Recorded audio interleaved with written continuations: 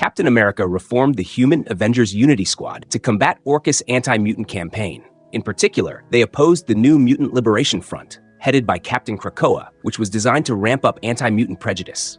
Cap also worked with the Daily Bugle's Ben Urich to expose Orchis' actions. The MLF stole a nuclear weapon and hid it on the Empire State University campus. The squad tracked them down and defeated them, but the bomb was armed and couldn't be disarmed without Captain Krakoa. However, Captain Krakoa wasn't there. Instead, they tracked him to the Bugle, where he went to kill Ben Urich. Captain America hurls his shield just as his other 4 team members arrive. But Captain Krakoa catches it and spins it on a ricocheting path that takes down Black Widow, Monet, and Psylocke.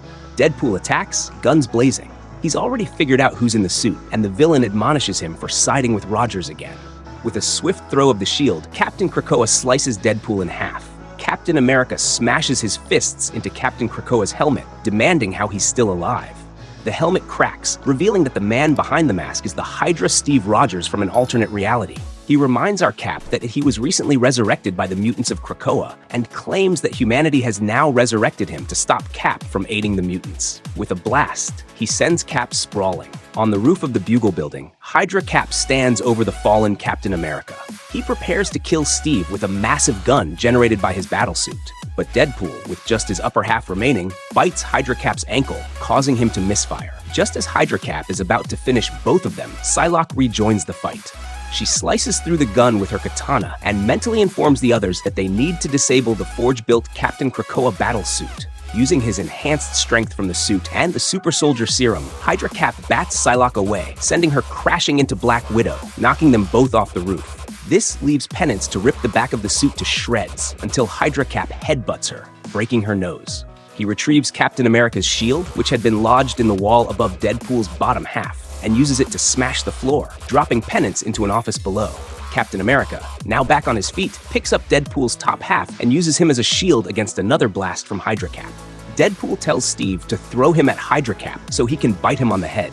Steve obliges, and after throwing Deadpool, he reclaims his shield from Hydra Cap, breaking Hydra Cap's right arm in the process. Meanwhile, back at ESU, tech experts are trying to disarm the nuclear bomb, but they have only 1 minute left. Quicksilver speeds in with a wounded Black Widow, and she informs Steve that the bomb can only be disarmed by a retinal scanner that requires Hydra Cap's eye. Hydra Cap offers to stop it, but Captain America declares that his own eye will do. However, the telepaths Quanon and Monet warn him that it's a trap. The retinal scanner will kill him. Together, they high-kick Hydra Cap into submission. Reluctantly, Captain America asks Rogue to fly the bomb into space, knowing she probably won't survive. But Rogue is already on her way. However, instead of heading into space, she aims for Area 51, as detonating the bomb in space would endanger the International Space Station.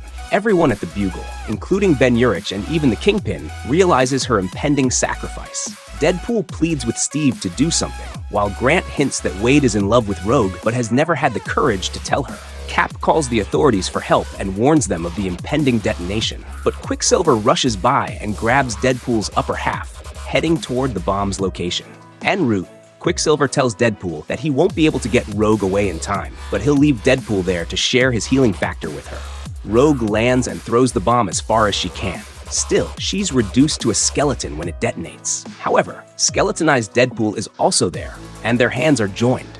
Quicksilver, observing from a distance, sees the mushroom cloud, but the skeleton pair are in the heart of the explosion. Slowly, their bodies begin to reform. Later, a newspaper article by Ben Urich describes how the Unity Squad prevented the stolen nuclear bomb from killing anyone.